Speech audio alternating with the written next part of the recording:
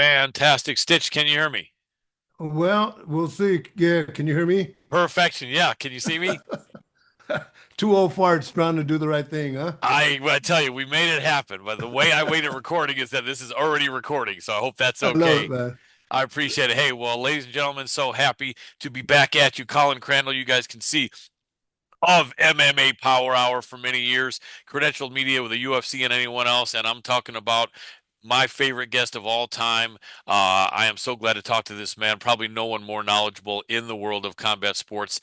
No bigger name and no nicer guy. We're talking about the legendary Cutman, author, actor, TV star, commentator, anything else you can name, he's done. Mr. Jacob Stitch Duran. Welcome to this show, Stitch.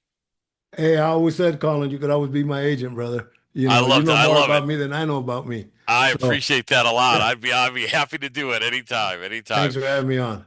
You're very welcome. My pleasure. Thanks for being here. So much to talk about rather. And there's so much and I'm going to pick one here. So Sure.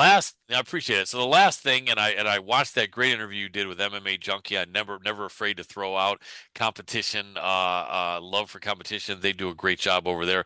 And you did an amazing job sharing your feelings in about that MVP card with Nate Diaz. And it's funny, I watched that live, and my first thought was, man, I'm going to reach out to Stitch and see if I can get him on. But I said, let me give my friend a little bit of space. Let me give my friend a little bit of time to think. Let me give my friend a little bit of time to do other media sources.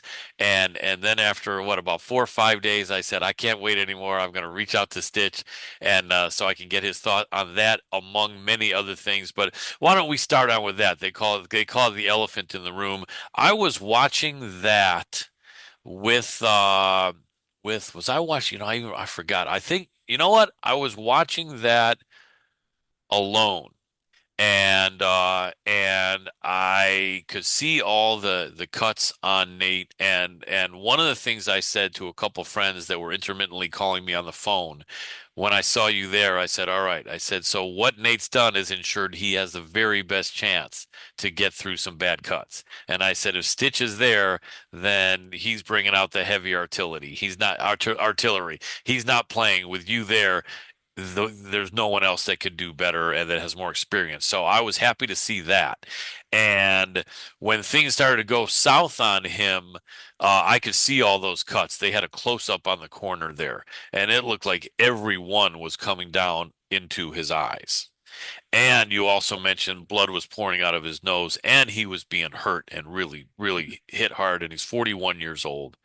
And and it was hard to hear from a viewer's standpoint exactly 100% what was going on because the commentators were talking, but I was pretty confident that I heard you make the decision there. And I said, you know what? I said, that's my friend Stitch saving this kid's life, pretty much. And I said, I'm so glad you were there to do that because some other cut man might not have done that. And Nate Diaz might have been a pile of cut up flesh, never to be seen again. So I was really glad to see that. It made me happy. And I felt that you were there to be the hero because you just keep on going for decade after decade, protecting these fighters. And so I want to ask you, leading up to that in the previous rounds, were you kind of feeling it was getting close to that? Was the damage in the last round the biggest difference? And was it a hard call or was it pretty clear? And if so, which of the cuts or just what made you confident that this fight has to stop? Oh, good questions, man, and good intro, by the Thank way. you. Yeah, Thank but you. I mean, I've known Nate ever since he came into the UFC, and I worked all his fights during Tough, and same thing with Nick. We're all from the 209, and so Yep. there's that little personal relationship, right?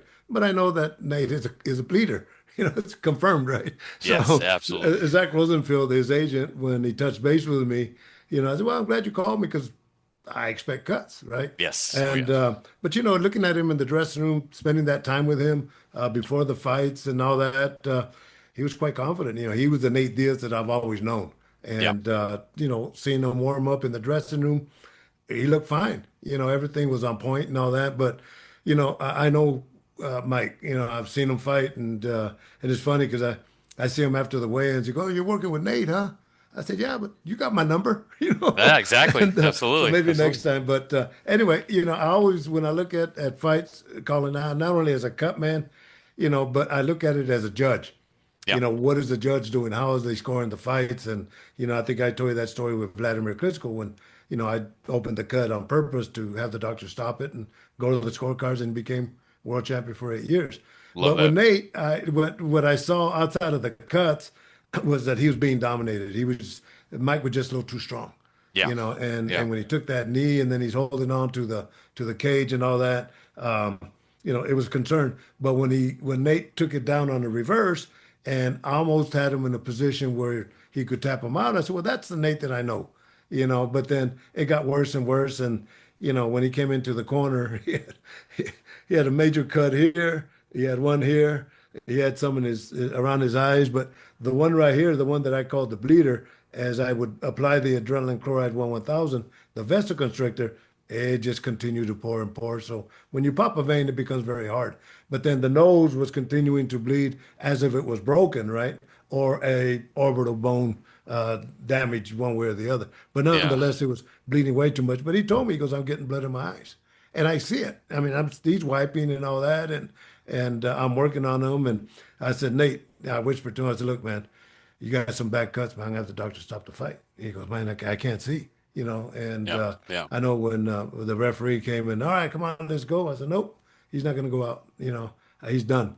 And you know, he thanked me. He says, you Yeah. know, thanks, Stitch. You know, so I did the right thing 100%. No doubt about it. But it's funny because you always have critics, right? You have Yes. these armchair quarterbacks that will find something that is beyond reason, and having Nate go out there for another round was way beyond reason, and you know, yeah, you know. And everybody, his father thanked me, and you know Zach Rosenfield, the Richard, and they all thanked me because I did the right thing, no Yeah. question about it.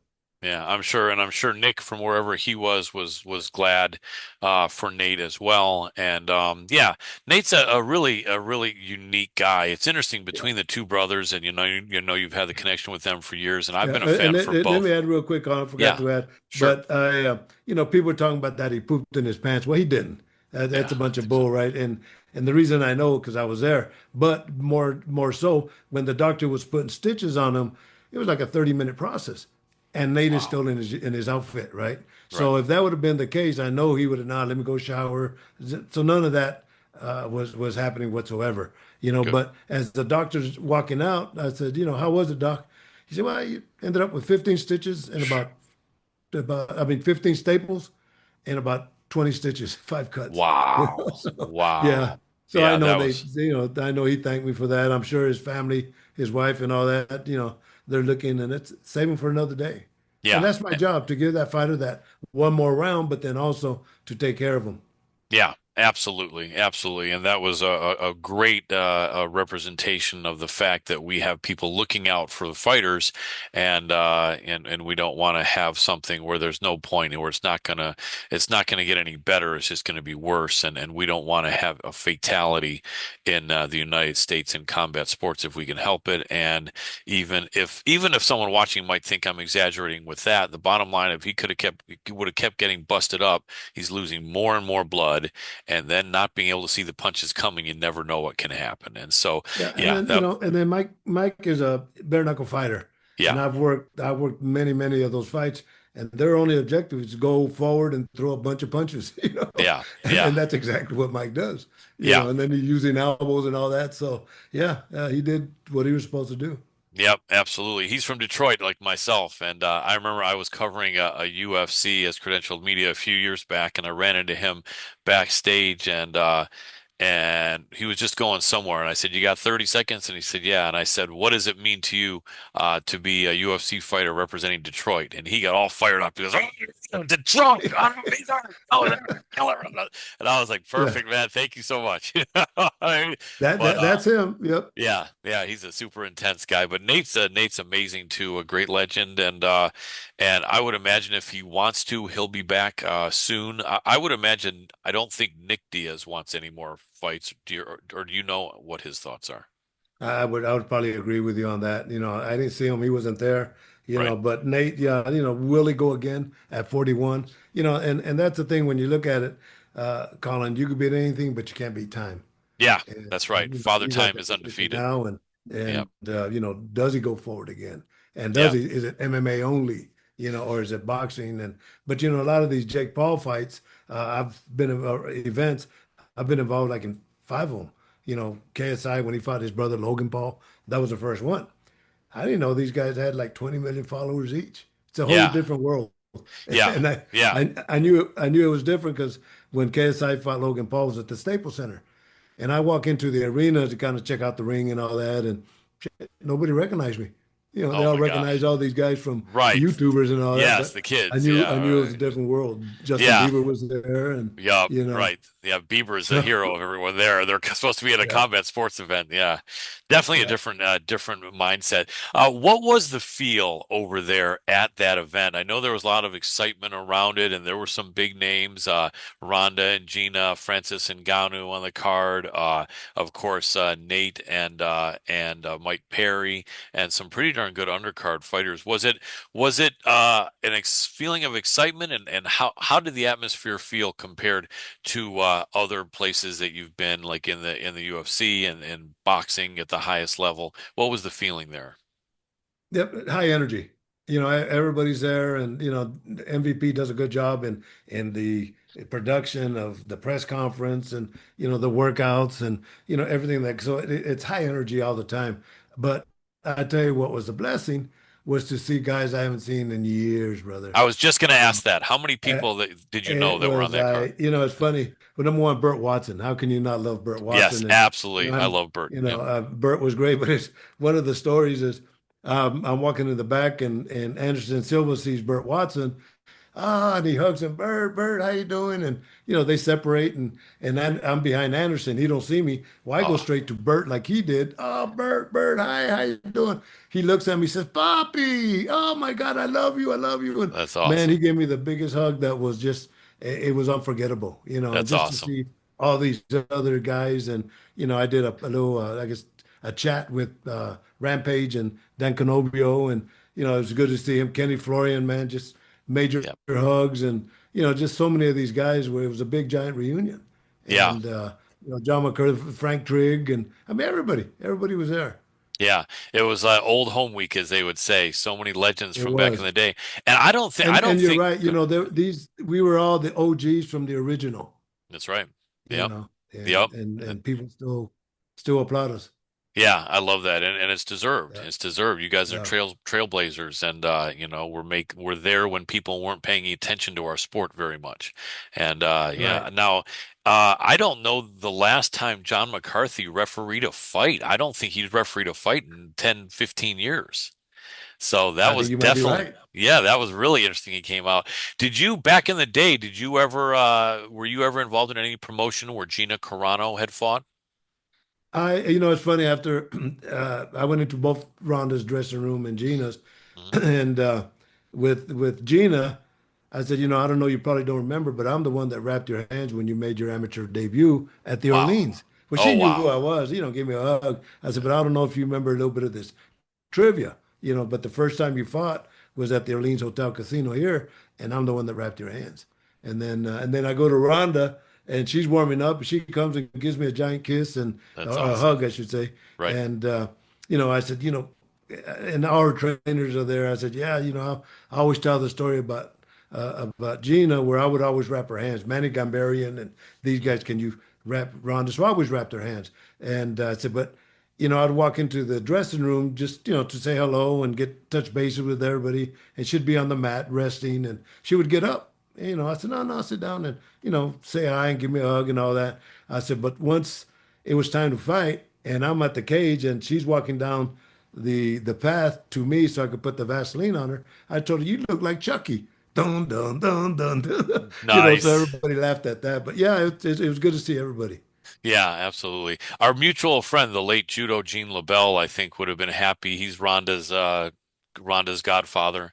and both he and his wife Midge are gone now in the last few years, and I think they would have been very happy to see Ronda back in action and get a chance to go out there and feel good and flow and get that win. And it's interesting because everyone hates to finish something on a sour note, whether it's a fight or a relationship or a job or even the end of their life. People would love to say, "Hey, you know what? We're finishing this on a high note." So would you guess that that's the high note, and at almost 40 years old, we're not going to see Ronda Rousey in combat sports again?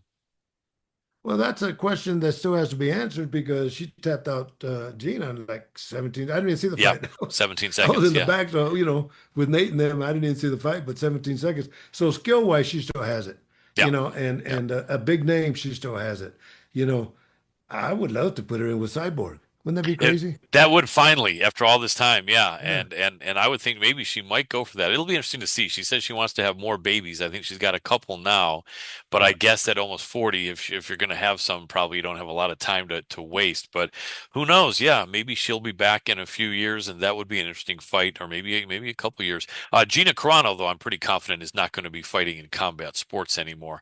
Um, the she got taken down. I don't know whether she was just thinking Ronda was going to try to come in and clinch her and throw her, and instead Ronda shot in like a wrestler and took her down. Like Yeah, Chucky. yeah, right. She was That's it. acting like Chucky, right? Absolutely, absolutely. And but I think that a lot of people expected it would kind of go that way, as did I. And you know what? It was interesting. What do you think also about that heavyweight earlier in the fight? Robelis de Spain. That guy's amazingly tough, and at 6'8" or so, he's fast. So he comes in there knowing he's got the reach advantage and speed, and his arms are by his sides. And granted, he was fighting, I think, a 43, 44-year-old Junior Dos Santos, a legend in his own right, but who hadn't fought in probably 7 or 8 years. But do you think there's a potential in him? He's not much of a grappler, so his UFC run wasn't as good as he had hoped. But if someone's willing to strike with him, I think he's an interesting opponent. And a lot of people he talked about Francis right away. I think he's got to maybe That do would a have been little my bit more guess. work. Yeah. But yeah, but Why that'd be not? interesting. Who Yeah, else? yeah, right. That's what Yeah, I I'm mean, who thinking. else? Yeah. And obviously the payday would be huge for Despain, and Francis, I think would have a lot of experience, but that would be interesting. So do you feel the MVP MMA experiment is not going to die at one? We're going to see more MVP MMA shows. Yeah, I think so, 100%. Very And cool. yeah, but God, you just made a couple matches, Yeah, Gina, I yep. mean, And I mean Cyborg, I give you credit. Ronda and Ronda and Cyborg Cyborg, and yep. and And Francis Despain, Ngannou and this yep. kid, yeah. And to say, yeah, Despain, yeah. Wow. Um, Mike what do Perry you with think? who? Now we got to Yeah. get Mike Perry in there. Who would Did, Mike Perry be good with? so do you see what Perry did after he won? He issued a challenge to Jake Paul, and he said something like, "You got to MMA me." And then Jake Paul said, "I'll MMA you." It was kind of funny how Paul just kind of picked up in the phraseology of that. Can you And imagine, that would I be worked with interesting, wouldn't Mike it? Tyson when I worked with Mike when he fought Jake, and there was like 108 million people that tuned in. Yeah. If you had those three fights on the card with Jake Paul and Mike Perry being the main, and it would be astronomical. Yeah, yeah, it really would. I know that Logan Paul had some wrestling experience in high school. I believe maybe Jake had a Yeah, little well, they little both bit. did. That's Okay, why I all got a right, lot of respect for him because when I first met him the first time when Logan Paul fought, right. they both With told me their experience, yeah, and I knew at that point they were good athletes. yeah, absolutely. And Jake, had beaten Mike Perry in boxing, which is a really good sign that shows obviously his striking is good. In MMA, it's interesting because Jake is the younger man and the bigger man against Mike Perry, although Perry has so much more Yeah, MMA experience, yeah. but Perry's not really the greatest grappler. Would you think, first of all, I think Jake walks around at probably 210, 215 pounds. And when he fights at like 185, that's as low as he can go. Mike Perry, I would think, walks around to maybe 190, and is why he's fighting at 170. So Jake Paul's not going to agree to fight at 170. So it'd probably be 185 or 190. Would that fight be competitive, or do you think that the all the advantages would be for Jake Paul against Mike Perry? Well, it's funny. It's good point you bring up. But Roger Mayweather, legendary Roger Mayweather, Mhm. always used to say it's not the weight that makes the difference. It's the style of fighting that a fighter comes in with. Right. So if there's a, 15, 20 pound disparity, and there probably would be, if Jake comes down to 180 and of course, Mike has to come up and or stay at the 180, 190, there's a pound disparity. But, if it's grappling, it probably would make a difference. If it's boxing, maybe a little bit more open. So we'll Yeah, see. yeah, be interesting to see. So I think we got about 10 minutes left. I got so many questions to ask you. So We'll do it up again anytime, brother. hey, I appreciate it, brother. I really do. But in the meantime, let's jump into this. You White House card, which is very interesting. I think that whether people like Trump or don't like Trump, it is unique that he's actually the first president in 30 years of MMA in this country to say, "Hey, let's do it in the White House." I like that idea. It's kind of crazy. But the thing that is interesting is, and I think he's showing, I don't know, well, Trump's not the matchmaker, but I think that the matchmakers could have set it up so it was a bunch of Americans against guys that were overmatched. And I think a lot of patriotic people would like to see that so that we could cheer American fighters fighting at the White House. It's not set up that way. In fact, half the card looks like the Americans are up against it, and so we're going to see some losses for sure. But the main event, Justin Gaethje and Ilia Topuria. And Gaethje's a really cool guy. I've interviewed him a couple times, once in person and once in depth online. And he just never gives up and is a determined guy. I'd love to see him win this one. He's been an interim champion twice. UFC interim lightweight champion, and this would be his chance to actually say, "I was the UFC undisputed champion." Topuria is really a killer. The one thing that I like is that Topuria is younger, fresher, but he's smaller. He has arguably better hands, more accurate, more powerful, but he's a wrestler as well. But Gaethje's expertise was always defensive wrestling. Other than Habib taking him down after his 85th shot, the way Habib always did it, chaining those shots, and he's going to get you down eventually. Other than that, it's very rare that anyone's taken down Justin Gaethje, and I don't know if Topuria can do it. And so I think if Gaethje's not worried about the shot, then he might actually be able to kind of throw some head movement in there. The thing that I'm going to ask you that worries me is it seems like inevitably the older a fighter gets, the weaker the chin is and the bigger the sweet spot becomes. And, you know, Gaethje has been touched up a few times and flatlined, and Topuria not. So I worry that Gaethje's going to have to just not get hit for the most part. And you think he's got a chance? I mean, everyone's got a chance, but do you think can you see a some can you see a scenario play out where Gaethje wins that fight? Well, and I've never seen, God, haven't seen a UFC fight since I've been gone for the most part. So I don't Gotcha, know who this gotcha. young man is, but I remember Gagey when he fought Carlos or the Eddie Alvarez? Palomino. Who? Eddie Alvarez, maybe? No, no, way before Oh, Chris you mean back Hernandez when he from was in back? I know what you mean, Palomino. Yeah, I think it was back Palomino. when he, Yes, yeah, back when he was in the World Series of Fighting, which became the yes, PFL. Yeah, yeah, about 10, yes. I 12 did years ago. that show in Phoenix, I think, or Tucson, Yeah, and Firmino that or something. Yeah. talk about a brutal fight for both of them. Yes, And yes, I've seen Gagey fight, and his thing is to go forward and to yes, get knocked yes. out, and to knock people out. And so I don't know, and the thing about this game, I don't pick them, call them because we don't know, Right. who's going to win. But all it takes is one shot. And does, Gagey have the skills to knock somebody out with one shot? Yeah, he does. Yeah, So absolutely. I can't predict them, but I wish him well. Absolutely, me too. Here's a fight that you do know both guys well. Conor McGregor, it looks like, unless this fight's canceled, and if this fight's canceled, I think UFC is going to put a hit out on Conor and have him thrown off a mountain in Ireland if he cancels out of this fight. But I have a feeling he won't. He is going to fight the rematch of about 10 years ago against Max Holloway.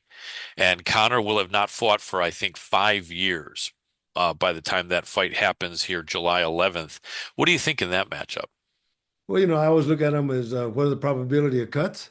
And I think the probability of cuts for both fighters are extremely high. You know, Yes, Max yes. Max Max is like Gagey. They're always going to come forward. And I remember when he first came into the UFC, he was brutal in his own style. And but yeah, I expect that one to be a toe-to-toe fight also. So we'll see who Absolutely. wins. But cuts, Absolutely. yeah, it's a cut man's Yeah. dream. Yeah, absolutely. They would be lucky to have you there, but that's not going to happen. So Not going to it happen. is what it is. Upcoming boxing, we've got Dimitri Bivol against Michael Eifert or Eifert. What do you think about that matchup? I didn't even know they were fighting. I know Bevo, I've studied his style, very, very top of the line technical fighter, but I don't know who the other guy is. No problem. David Benavidez came through with flying colors in his last fight. Have you been in Benavidez' corner? I worked with them one time, but I worked with Munguia as the semi-main. But it's funny because I think when I was with the UFC, and I've been gone 11 years, Right. we're in London doing a show, and we're on the way to the weigh-ins in a bus, team bus, and his dad, David's dad, Jose, is sitting next to me, and I didn't know all this until years later. But he's all excited. I'm sitting, I'm sat next to Stitch and I this and love it. that. But Yep. during that transformation or that trip, he says, I have two sons, and they're both going to be world champions. You hear that all the time, right? Yeah. Yep. Well, when I can't remember who Ugas fought in Dallas, Yep. and we're in the restaurant, and they're sitting together, the two sons and the father. And I went up to him and I said, "I want you guys to know that your dad told us, it was 10 years ago, that both of you guys were going to be world champions, and you were." Yeah. And it turns out that Jose was in Creed 3 with me, Oh, and wow. he was the one that fought Jonathan Majors and got knocked out. He was the champ at that time. So yeah, Okay. we're all friends. That's cool. Benavidez against Bivol, if that ever happens. Even matchup, do you think? Yeah, that's anybody's fight, man. Benavidez, the thing about him is he's like Ryan Garcia. They got tons of speed, Yep. and then he has power to back it up. Bevo is more of the articulate, step-by-step type of fighter, will set you up and all that. And so, yeah, that'd be a fight I'd love to see. Absolutely. Did you watch the Usyk versus Rico Verhoeven fight? Only the highlights. I saw that, and there's a lot of complaints that he got maybe they stopped too soon, Yeah. and that he was giving Usyk a challenge. Yeah. And like I say, it's anybody's game. As long as you got skills and you got the desire to go out there and win, all it takes is one shot, changes the course of a game. Yeah, absolutely. I was kind of surprised. I thought, Well, I even think though everybody was surprised. yeah, I mean, Usyk is Yeah. a stone killer, and Rico is a kickboxer who's past his prime, and but man, he just came in there with some skills and determination. Last few questions, and then we'll wrap it up. Let you get back to your Memorial Day. Appreciate your time so much. You have managed to stay in shape and stay healthy and stay positive, and I know that a part of that has to be doing what you love. I know, and I'm sorry to answer the question Oh yeah, for you because I knew 100%. that was going to be a part of it. But along with that, can you share anything for us guys over 50 to be able to feel as good and look as good as you do as time goes by? Sleep, nutrition, what are some of the tips you could share? And are these things you've always done, or have you made adjustments over the decades to accommodate, age and what's going to make you feel and look as good as you do? Nah, I've always just, I don't know. I mean, now you're asking medical questions I got Sorry about answers that. to, Yeah. but Yeah, yeah. one thing I do, I drink a lot of water. Okay. And because I remember years ago, I heard a Japanese guy said that if you drink water before you go to bed, it keeps your organs moist and all that. And, Okay. it's good for flushing out stuff. But no, you know what? Doing what I do keeps me young. That's really And the key, huh? people say, when are you going to retire? I'm 74. I said, from what? It's not even a Right. job. That's right. I Right. mean, you're talking about Benavides. I work with Munguia, right, on Saturday. I was home Sunday. Monday, I went to Daytona, Florida to work a bare knuckle fight with a heavy metal concert. And I got home Thursday. And then Friday, I went to Edmonton, Canada, and then Calgary and got home Tuesday. So I've been on the run, but it keeps me young. Yeah, absolutely. That's the key if you do what you love. Uh, last thing, the movie. The last time I talked to you, from the fields to the garden, you were Yes. looking for distribution. Where does that stand? Yeah, you know what? I'm glad you asked because yeah, we're in the process now. Is Nate's agent actually introduced me to Nakisa and talked to him about the film and for Netflix, right? So they're talking to Netflix. I got people that are talking to the Zone right now and ESPN, but I want to direct it towards more of a boxing oriented network, instead of and then we got Michael B. Jordan that is at Amazon. And so, these are the Netflix and the Zone right now.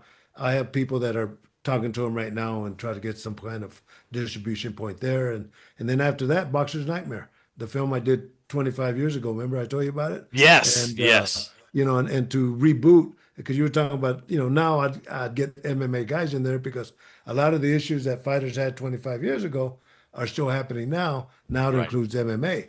But right. I was talking to Nico Ali, Muhammad Ali's grandson, Uh-huh. just yesterday. And I told him, what I would like to do as we get the new interviews and we reshoot a lot of this Boxer's Nightmare, I would like to do it as conversation and you taking me into different chapters as I wrap your hands. So, kind of a thing as we're talking, I because like that. when I wrap fighters' hands, we always talk. And then Yes. you tell me stories and, well, what about this and all that. So, yeah, that's going to be happening also. So I'll keep you updated on that. Definitely let me know because I really want anyone and everyone who considers himself a combat sports fan to be able to see that movie because it's amazing and inspirational.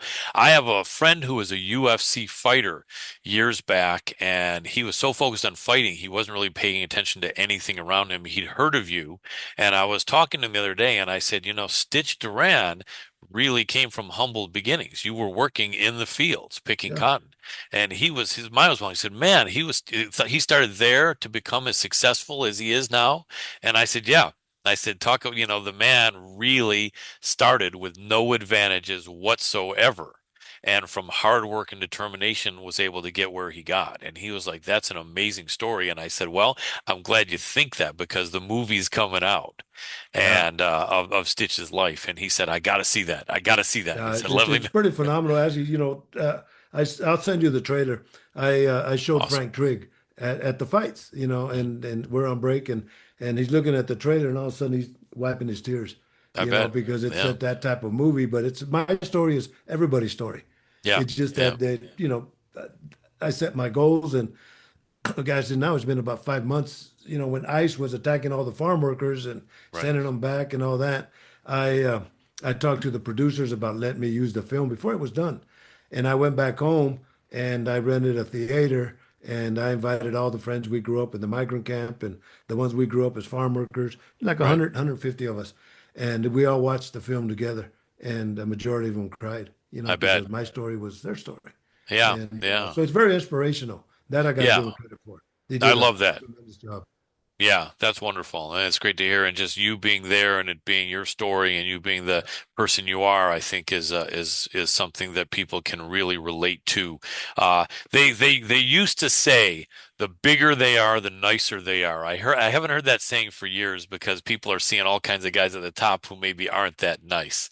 But in reality, you are one that is part of that throwback saying the bigger they are, the nicer they are, and you are one of the Yeah, nicest guys out there and at the very top of the combat sports world, and that's an accomplishment, and it gives credit to your heart and your integrity and yeah.